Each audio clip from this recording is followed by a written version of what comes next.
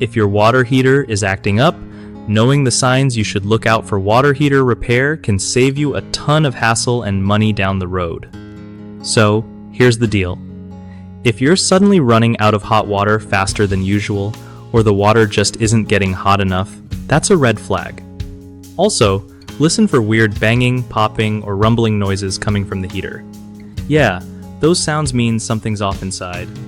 Keep an eye out for leaks around the base or any pooling water, because that can mess up your floors big time. If your water looks rusty or discolored when it comes out of the tap, it's a sign your heater might be corroding on the inside. Another thing is, if the water temperature fluctuates a lot, like sometimes scalding and sometimes cold, that's definitely not normal. Don't ignore any smells either. If your hot water smells strange, it could be bacteria growing inside. Try flushing your heater yearly to clear out sediment buildup. It helps keep things running smooth. And lastly, if your energy bills suddenly spike without changes in usage, your water heater might be working way harder than it should be. One of the biggest mistakes people make with water heater repair is ignoring early warning signs like inconsistent water temperature or strange noises, which usually leads to bigger, pricier problems later.